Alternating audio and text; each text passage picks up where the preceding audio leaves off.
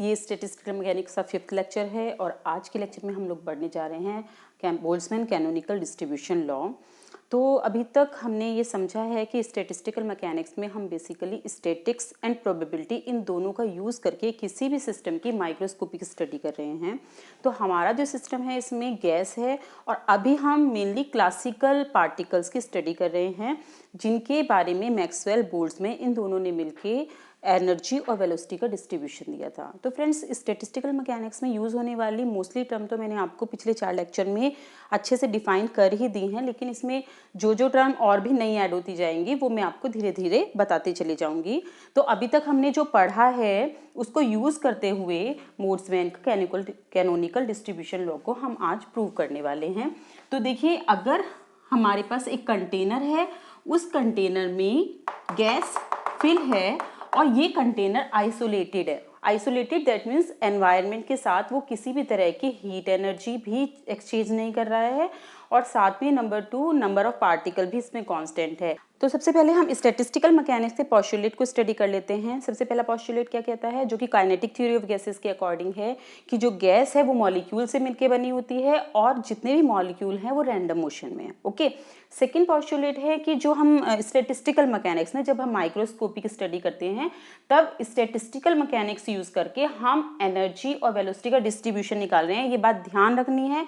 तब इसमें जो कंडीशन है स्टैटिस्टिकल मैकेनिक्स की उनको हम रिवाइज कर रहे हैं कि पहले कंडीशन है कि जो गैस है वो मॉलिक्यूल से मिलके बनी होती हैं और सारे मॉलिक्यूल रैंडम मोशन में हैं। सेकेंडली, जो हम सिस्टम ले रहे हैं या किसी कंटेनर के अंदर जिस गैस को ले रहे हैं उसमें number of particle of the gas constant रहेगा। थर्ड, कि किसी भी तरह का हीट एक्सचेंज नहीं होगा, यानी एनर्जी कांस्टेंट रहेगी इस गैस की। फोर्थ पोस्टुलेट ये कहता है कि इसमें आप इक्वल अप्रायर प्रोबेबिलिटी का कॉन्सेप्ट लगाते हो, ठीक है, क्योंकि आप इसमें इक्वल साइज के सेल में डिवाइड करते हो और उसमें इक्वल अप्रायर प्रोबेबिलिटी का कॉन्सेप्ट लगाते हैं। ये मैंने पिछले लेक्चर में आपको समझा दिया था। फिफ्थ कंडीशन है कि इक्विलिब्रियम कंडीशन में स्टैटिस्टिकल मैकेनिक्स डील होती है। और इक्विलिब्रियम कंडीशन किसे कहते हैं कि कोई भी मैक्रो स्टेट जब अपनी मोस्ट प्रोबेबल स्टेट में होती है तो वो सिस्टम की इक्विलिब्रियम की कंडीशन होती है अकॉर्डिंग टू स्टैटिस्टिकल मैकेनिक्स। ठीक है, अब हम बोल्ट्जमैन कैनोनिकल डिस्ट्रीब्यूशन लॉ को प्रूव करेंगे इन सब की हेल्प से। ठीक है, इन सब कंस्ट्रेंट को लेते हुए, कंस्ट्रेंट ये तो एक तरह से कि नंबर ऑफ पार्टिकल कांस्टेंट है, ठीक है, एनर्जी कांस्टेंट है और जो माइक्रो स्टेट है, जो सॉरी मैक्रो स्टेट है, मैक्रो स्टेट को ऐसे भी करते हैं, ये जो है ये मैक्सिमम है। Macro state most probable state में है, दैट मीन्स मैक्सिमा को रिप्रेजेंट करते हैं। तो ये चीज तीनों कंडीशन को यूज करते हुए हमें निकालना है ये लॉ। तो देखिए, मैंने अभी आपको जब पिछला लेक्चर में डिस्कस किया था तो फेज स्पेस के बारे में बताया था। क्योंकि गैस के मॉलिक्यूल तो रैंडम मोशन में, हम इसमें स्टैटिक कंडीशन को यूज नहीं कर सकते हैं, मॉलिक्यूल की डायनेमिक कंडीशन को यूज करते हैं। और जब हम डायनेमिक कंडीशन को यूज कर रहे हैं दैट मीन्स कि हम फेज स्पेस को यूज कर रहे हैं। फेज स्पेस 3 स्पेस कोऑर्डिनेट और 3 मोमेंटम कोऑर्डिनेट, इन तीनों से मिलके डिजाइन होता है। जितना भी स्पेस कोऑर्डिनेट है, जब कार्टेशियन कोऑर्डिनेट है वो एक्स वाई जेड, उसका वॉल्यूम तो आप simply v is equal to X into Y into Z, जो भी इसकी डायमेंशन होंगी रेक्टेंगुलर में उसके हिसाब से बता देते हो। लेकिन मोमेंटम स्पेस होता है P X P Y P Z, इन सब का जो वॉल्यूम होता है उसे आप देते हो। उसमें आपको मैंने बताया था कि मोमेंटम रिलेट होता है एनर्जी से और kinetic energy is equal to P square upon 2m से। तो एक स्फीयर आप जनरेट करते हो मोमेंटम स्पेस में और इस स्फीयर की जो रेडियस होती है वो pm, जितना भी मैक्सिमम मोमेंटम होता है उससे दी जाती है, और pm is equal to P X square plus P Y square plus P Z square. और ये मैंने आपको बता ही दिया था कि क्योंकि ये एक स्फीयर की इक्वेशन है इसीलिए स्फीयर बनाया है आपने। फिर आपने पिछले उसमें लेक्चर में इसको एक्चुअली रिवाइज करना जरूरी है क्योंकि इसमें यूज होने वाला है इसका। तो फिर आपने इनको छोटे छोटे शेल्स में डिवाइड कर दिया था इक्वल थिकनेस के। उसके बाद आपने बताया था कि इक्वल थिकनेस की शेल्स में भी अगर डिवाइड कर देते हैं दैट मीन्स कि अलग अलग एनर्जी कंपार्टमेंट बना रहे हो आप, ठीक है, अलग अलग एनर्जी कंपार्टमेंट। इसको E1 का नाम दिया, इसमें E2 का, तो आपने K शेल्स में डिवाइड कर दिया है, दैट मीन्स कि टोटल एनर्जी जो ई है इन मॉलिक्यूल्स की, इस कंटेनर के अंदर जो गैस भरी हुई है उनकी टोटल एनर्जी ई, जो कि मैक्रोस्कोपिक प्रॉपर्टी है, उसको हमें माइक्रोस्कोपिक प्रॉपर्टी से रिलेट करना है। तो वो जो एनर्जी ई है वो कांस्टेंट है, तो वो डिवाइड कर दिया आपने इक्वल थिकनेस के सेल से अलग अलग एनर्जी कंपार्टमेंट में। तो आपके पास के कंपार्टमेंट हैं, लेकिन बाद में ये निकाल के दिखाया था पिछले लेक्चर में मैंने आपको कि वो सब कंपार्टमेंट का जो साइज है वो डिफरेंट है। ठीक है, तो हमने अलग अलग कंपार्टमेंट का ये बता दिया था। ठीक है, एनर्जी कंपार्टमेंट है। तो इनमें अब हम ये मान के चलते हैं, देखिए एक्चुअली में है क्या कि n नंबर ऑफ मॉलिक्यूल हैं, टोटल एनर्जी E है, तो अगर total number of particle n1 plus n2 plus n3 आपने इस तरह से n के पार्टिकल के ग्रुप्स में डिवाइड कर दिया है कि आपने कहा n1 पार्टिकल ये ले लिए, n2 टोटल पार्टिकल्स को लिया, ये n के इक्वल है, जिसमें से n1 पार्टिकल की जो एनर्जी है वो E1 है, n2 पार्टिकल की एनर्जी E2 है, एंड सो n के पार्टिकल की जो एनर्जी है वो E के है, तो वो टोटल एनर्जी को देगा। तो हमने क्या किया है, इन सबको कलेक्ट कर लिया, इसको E1 का नाम दिया, इसको E2 का, इसको E3, ये अलग अलग कंपार्टमेंट है एनर्जी के, और इनमें इसमें n1 पार्टिकल हैं, इसमें n2, n3, n4 and so on n के E के। अभी हमने इस तरह से डिस्ट्रीब्यूट कर दिया है। अब इसमें हम स्टैटिक्स और प्रोबेबिलिटी लगा के पार्टिकल्स का डिस्ट्रीब्यूशन देखने वाले हैं। ठीक है, तो देखिए दो तो हमारे पास इक्वेशन आई गई है। आपको मैक्रोस्टेट और माइक्रोस्टेट भी बताया था, तो मैंने आपको बताया कि ये जैसे इस तरह से डिस्ट्रीब्यूट कर दिया अलग अलग एनर्जी कंपार्टमेंट में, एनर्जी कंपार्टमेंट आपको ये समझ में आ गए हैं।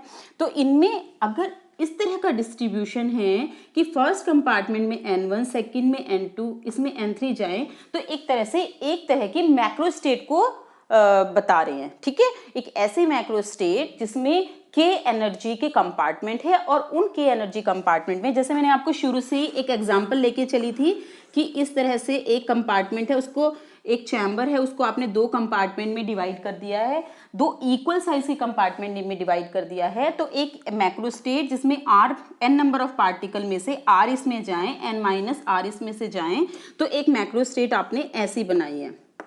ठीक है, तो उसमें मैक्रोस्टेट जो होती है वो n+1 होती है, और टोटल नंबर ऑफ जो माइक्रोस्टेट होती हैं corresponding to these all macrostate is equal to 2 की पावर n।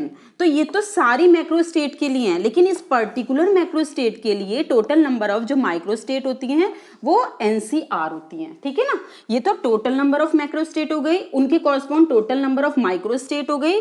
ये किसी एक पर्टिकुलर मैक्रोस्टेट के कॉरस्पॉन्डिंग अगर माइक्रोस्टेट निकालनी होती है तो उनको निकालता है NCR की हेल्प से। अभी हमने कहा था ये इक्वल साइज के कंपार्टमेंट में है, तब उस कंडीशन में ये लगता है फॉर्मूला, और यहाँ पे 2 आता है क्योंकि 2 चैम्बर हैं, याद आ गया होगा आपको। तो हमारा ये डिस्ट्रीब्यूशन है इस मैक्रोस्टेट जिसमें n1 फर्स्ट कंपार्टमेंट में गए, n2 इसमें, लेकिन साथ में ध्यान रखना है कि ये कंपार्टमेंट जो है वो डिफरेंट साइज के हैं। तो इस तरह की, इसे आपने W से रिप्रेजेंट कर दिया, तो n2, n3, nk ये एक तरह की मैक्रोस्टेट हो गई। तो फ्रेंड्स मैंने आपको थर्मोडायनेमिक प्रोबेबिलिटी के बारे में बताया था। तो थर्मोडायनेमिक प्रोबेबिलिटी एक्चुअली में क्या थी, कोई भी मैक्रोस्टेट होती है उसके कॉरस्पॉन्ड जितने नंबर ऑफ माइक्रोस्टेट होती है वो थर्मोडायनेमिक प्रोबेबिलिटी होती है। ठीक है, मैक्रोस्टेट को तो आपने रिप्रेजेंट कर दिया ओमेगा से, और W से रिप्रेजेंट होती है थर्मोडायनेमिक प्रोबेबिलिटी। ठीक है, थर्मल इक्विलिब्रियम में एक्चुअली में क्या होता है, स्टैटिस्टिकल इक्विलिब्रियम में एक्चुअली में क्या होता है कि जो कोई भी मैक्रोस्टेट ले लिया आपने वो मोस्ट प्रोबेबल स्टेट में होनी चाहिए। यही तो स्टैटिस्टिकल मैकेनिक्स का पोस्टुलेट है कि जो भी मैक्रोस्टेट होगी वो मोस्ट प्रोबेबल स्टेट में होगी। तो हमने मैक्रोस्टेट के कॉरस्पॉन्ड थर्मोडायनेमिक प्रोबेबिलिटी निकाल ली। ठीक है, थर्मोडायनेमिक प्रोबेबिलिटी बताएगा कितने नंबर ऑफ माइक्रोस्टेट है इसमें, और उनको अगर आपने डिफरेंशिएट किया तो it should be equal to 0। लेकिन हम क्या करेंगे, हम लॉग ले लेंगे इसका, अगर ये 0 के इक्वल है तो this should also be equal to 0। ठीक है, तो हमें ये काम करना है। तो अभी हमें W की वैल्यू निकालनी है। देखिए W की वैल्यू, W एक्चुअली में क्या है, total number of microstate corresponding to macro state, कोई भी मैक्रो स्टेट है तो हमारे पास मैक्रो स्टेट तो ये है, इसकी कॉरस्पॉन्ड हमें निकालनी है माइक्रो स्टेट। माइक्रो स्टेट कितनी होगी, तो देखिए माइक्रो स्टेट निकालने के लिए टोटल नंबर ऑफ हमें किस तरह से डिजाइन कर सकते हैं उसको निकालना पड़ेगा। तो n नंबर ऑफ पार्टिकल हैं, उनमें से n1 इसमें जाएं, n2 इसमें जाएं, n3 इसमें जाएं, उसके लिए डिस्ट्रीब्यूशन का जो फॉर्मूला है वो मैं आपको पहले भी प्रूव करके दिखा चुकी हैं। दिस इज इक्वल टू हो जाएगा NC(n1) इंटू फिर कितने बचे n माइनस n1c, ये फर्स्ट कंपार्टमेंट में गए, n2 into and so on n minus n1 minus n2 minus n के c(n)k, इससे निकालते हैं तो factorial n upon factorial n1 factorial n2 factorial n3, इन सब के एक्चुअली फॉर्मूले लगाएंगे और फैक्टोरियल n के, ये निकल के आएगा। ठीक है, तो यानी thermodynamic probability corresponding to this macro state is equal to this. अब हमें क्या करना है, हमें क्योंकि इक्विलिब्रियम कंडीशन लगानी है और इक्विलिब्रियम कंडीशन में this should be equal to 0, most probable state में होगा ये, तब उस कंडीशन में ये हम डिफरेंशिएट करेंगे। तो देखिए ये इस तरह की फॉर्म में निकल रही है कि अगर हम इसका लॉग ले लें तो ज़्यादा अच्छा होगा। तो अब हम क्या करने वाले हैं,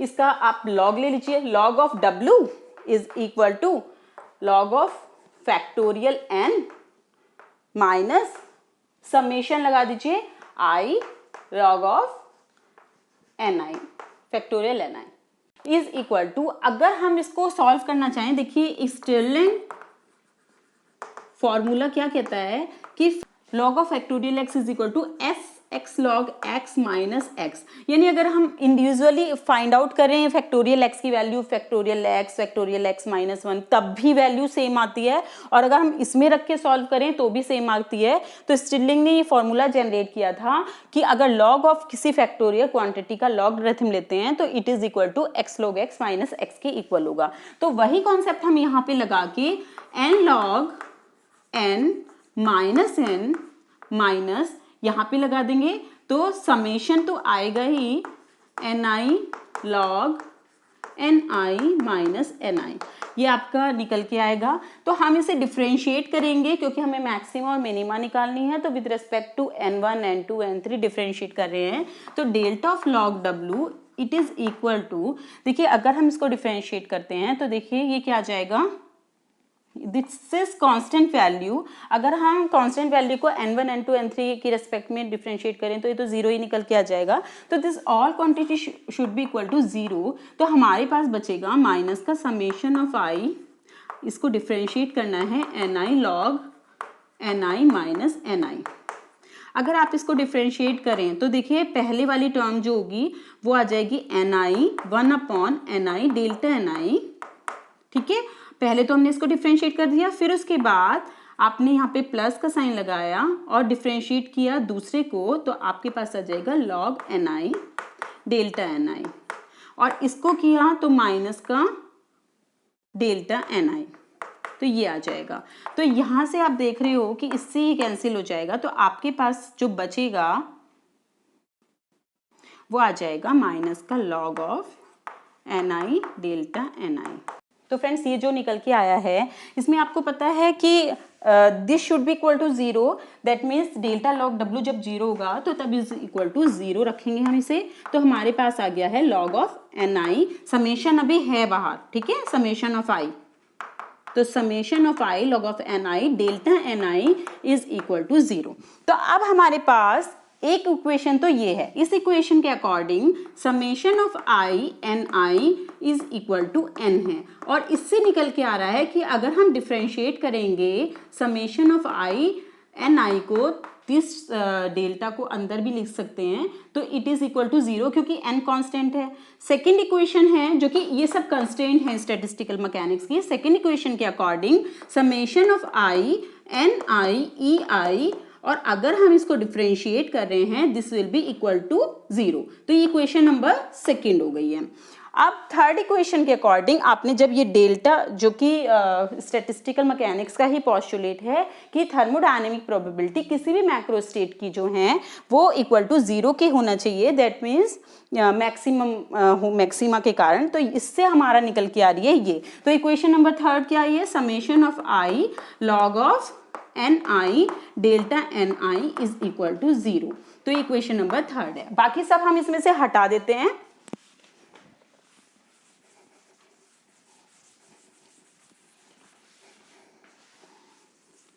ठीक है, अब हम देखते हैं कि ये तीनों इंडिपेंडेंट इक्वेशन है। ठीक है, अगर हम क्या करें, एक अल्फा 1 कांस्टेंट लेते हैं और एक अल्फा 2 और एक अल्फा 3, इन तीनों को मल्टीप्लाई करके हम ऐड कर दें तो this should be equal to 0, क्योंकि ये तीनों इक्वेशन इंडिपेंडेंट हैं। और अगर हम तीनों का वैल्यू 0 के इक्वल निकल के आ रहा है, अगर हम इसको अल्फा 1 अगर हमें ऐड करना है तो हमें एक ऐसा कांस्टेंट से मल्टीप्लाई करना पड़ेगा जिससे इस टोटल की वैल्यू 0 के इक्वल निकल के आ जाए। तो अल्फा 1 से हमने इसमें किया, अल्फा 2 से हमने दूसरी वाली इक्वेशन में किया summation of I delta N I. ठीक है, अल्फा 3 से आपने इसमें कर दिया summation of I delta N I E I is equal to 0। इसमें ये आपको ध्यान रखना है कि आपने यहाँ पे अल्फा 2 से और यहाँ से अल्फा 3 से किया है, क्योंकि उसके अकॉर्डिंग ही आपके निकल के आएंगे। नहीं तो अल्फा जो आपने अल्फा 1 अल्फा 2 लिया है, अगर आप ये वाला सीरियल चेंज कर देंगे तो फिर थोड़ा सा चीज़ें पलट जाएंगी। फिर हमने क्या किया, अल्फा 1 से डिवाइड कर दिया दिस एंड दिस, और हमने न्यू कांस्टेंट की वैल्यू बताई कि अल्फा 2 अपॉन अल्फा 1 को आपने अल्फा दिया नाम और अल्फा 3 अपॉन अल्फा 1 को बीटा नाम दिया। तो यहाँ पे हमने अल्फा से रिप्लेस कर दिया और यहाँ पे बीटा से रिप्लेस कर दिया।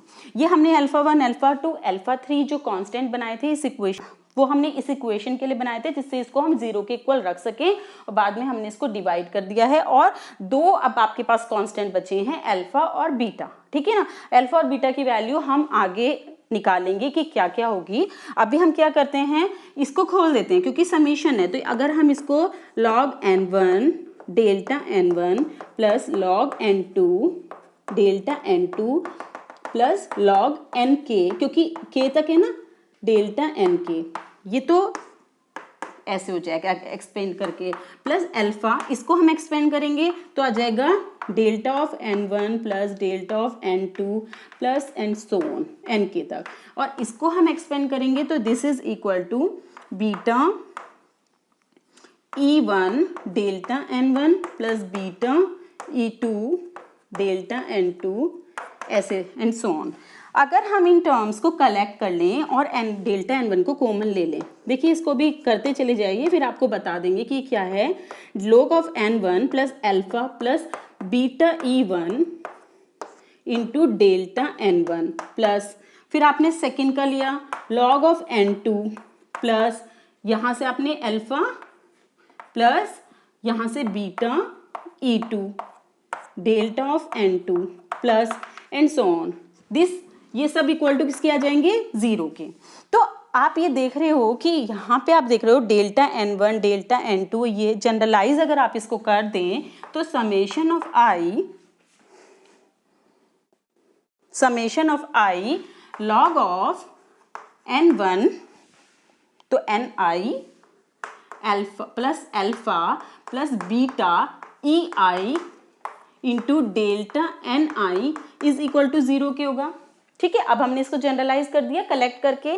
तो हम ये देख रहे हैं कि डेल्टा एन आई तो इंडिपेंडेंट है, ये कोई भी वैल्यू ले सकता है, तो ये 0 के इक्वल नहीं हो सकता है। दैट मीन्स इसके साथ अगर इस क्वांटिटी को 0 होना है तो इसका जो मल्टीपल है इसको 0 होना पड़ेगा। तो हमारे पास इक्वेशन आएगी log of N I plus alpha plus beta E I is equal to 0 होना चाहिए, because all delta N I's are independent, this can have any value.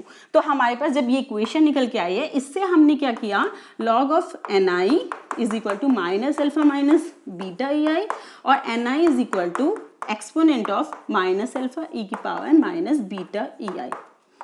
ये क्या वैल्यू आ रही है एन आई क्या था, जब आपने अगर आप फर्स्ट में देखें जो हमने एनर्जी का पूरा बॉक्स बनाया था उसमें डिफरेंट एनर्जी के कंपार्टमेंट बनाए थे, तो ith कंपार्टमेंट में कितने नंबर ऑफ पार्टिकल होंगे और ith कंपार्टमेंट की एनर्जी कितनी है, EI है ना, तो ith कंपार्टमेंट में कितने नंबर ऑफ पार्टिकल हैं उनके डिस्ट्रीब्यूशन के लिए ये फॉर्मूला निकला है। This is called Boltzmann canonical distribution law. ठीक है, इसमें हम अल्फा और बीटा इन दोनों की वैल्यू भी निकालेंगे। तो इसको हटा देते हैं।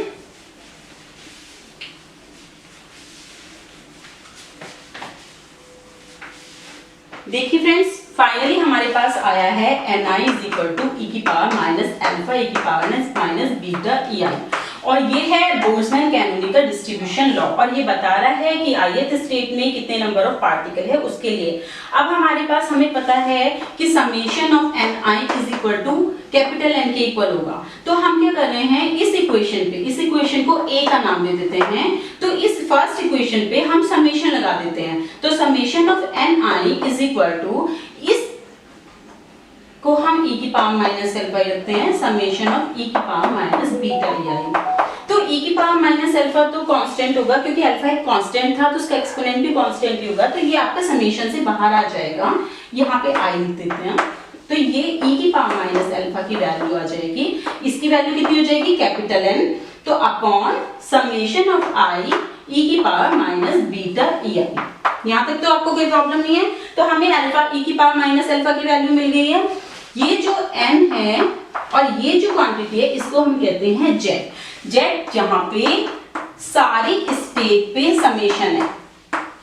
ठीक है, कलेक्शन ऑफ ऑल स्टेट, तो इसे कहते हैं पार्टीशन फंक्शन। इसको पार्टीशन फंक्शन, और ये बहुत इंपॉर्टेंट होता है, इसके बारे में मैं नेक्स्ट लेक्चर बनाऊंगी। पार्टीशन फंक्शन को ही अच्छे से एक्सप्लेन करेंगे कि एक्चुअली में होता क्या है, क्योंकि अभी हम इसको पूरा कर लेते हैं और अल्फा बीटा की वैल्यू निकाल लेते हैं, और finally what is Boltzmann canonical distribution law उसको पूरा कर लेते हैं। तो हमने यहाँ पे e की पावर माइनस अल्फा की वैल्यू निकाल ली है, तो अब हमारे पास Ni इज इक्वल टू हो जाएगा n अपॉन जेड e की पावर माइनस बीटा EI।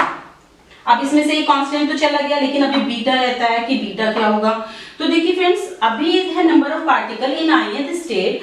अब अगर आप फिर से रिवाइज करें कि आपके पास तो बहुत सारे कंपार्टमेंट में थे, अनइक्वल कंपार्टमेंट 1 2 3, और आपने इसमें नंबर ऑफ पार्टिकल फिक्स हैं, एनर्जी फिक्स हैं, मोस्ट प्रोबेबल इक्विलिब्रियम वाला भी लगा दिया, आप सब ये कॉन्सेप्ट भी लगाया था कि गैस जो है वो मॉलिक्यूल से बनी है और रैंडम मोशन में है, तो यानी आप 4 तो यूज कर सकते हो। लेकिन अभी आपका कॉन्सेप्ट ऑफ इक्वल प्रोबेबिलिटी वाला और साथ में कि हर एनर्जी कंपार्टमेंट को इक्वल साइज की सेल्स में डिवाइड करना है, वो अभी रहता है। तो हम क्या कर रहे हैं, ये कंपार्टमेंट अलग अलग साइज के हैं, तो हम अलग अलग कंपार्टमेंट को लेकिन इक्वल साइज के सेल्स में डिवाइड कर रहे हैं।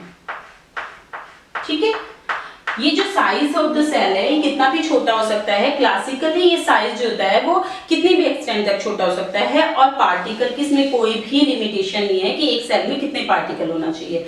वैसे इसका साइज इतना छोटा रखा जाता है कि इसमें एक पार्टिकल से ज्यादा एंटर ना करें, लेकिन क्लासिकल मैकेनिक्स में ऐसी कोई रेस्ट्रिक्शन नहीं है कि एक सेल में कितने नंबर ऑफ पार्टिकल आ सकते हैं। ठीक है, तो ये जो सेल्स हैं इनसे एक जोन बन जाता है, और इस जोन में टोटल नंबर ऑफ सेल आप GI से रिप्रेजेंट करते हो, और इसे कहते हो प्रोबेबिलिटी। ये मैं आपको बता चुकी हूँ पहले भी।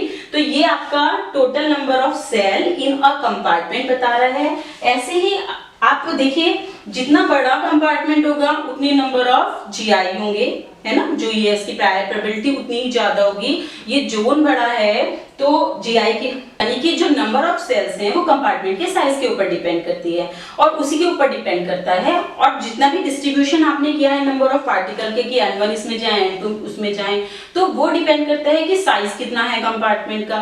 तो कुल मिला के जो नंबर ऑफ पार्टिकल हैं वो GI के ऊपर डिपेंड करते हैं। तो हम यहाँ पे Ni is equal to GI से मल्टीप्लाई कर सकते हैं, n अपॉन जेड e की power minus beta EI। Total ये रिप्रेजेंट करेगा कि इस पूरे जोन में कितने नंबर ऑफ पार्टिकल है। अगर आप इसे मल्टीप्लाई नहीं करते हो तो हमारी इंफॉर्मेशन इक्वल प्रायर प्रोबेबिलिटी का स्टैटिक्स का यूज हमने इसमें ये नहीं किया है, क्योंकि size of the zone different है, कंपार्टमेंट अलग अलग हैं। तो जो अगर हमने इनको इमेजिनरी पार्टीशन कर दिया है, मैंने आपको पहले भी बताया था कि हम बॉक्स में इमेजिनरी पार्टीशन कर रहे हैं, ये एक्चुअली में वॉल्स है नहीं, ठीक है, हम ऐसे मान के चल रहे हैं कि एक ये पार्ट है, एक ये पार्ट है, एक ये पार्ट है, तो इस तरीके से पार्टीशन हुआ है। तो ये किसी भी जोन के अंदर कितने नंबर ऑफ पार्टिकल हैं उसके लिए डिस्ट्रीब्यूशन का लॉ है। अब ये फाइनली यहाँ तक निकल के आ गया। अब इसमें जीआई की वैल्यू भी निकालनी है और बीटा की वैल्यू भी निकालनी है। देखिए बीटा की वैल्यू जो होती है वो 1/kT होती है। अब ये कहाँ से आई है, इसके लिए भी एक मुझे नया लेक्चर बनाना पड़ेगा।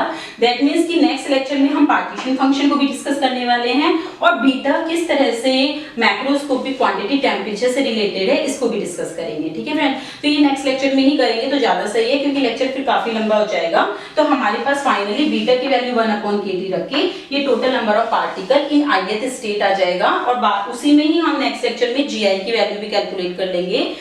तो बोल्ट्जमैन कैनोनिकल डिस्ट्रीब्यूशन लॉ ये बताता है कि अगर कोई सिस्टम इक्विलिब्रियम कंडीशन में है तो किसी भी स्टेट में कितने नंबर ऑफ पार्टिकल उसमें मिलेंगे, तो वो फॉर्मूला दिया जाता है इससे। फ्रेंड्स इसके कुछ कांस्टेंट अभी रह गए हैं, नेक्स्ट लेक्चर में हम वो कांस्टेंट निकालेंगे।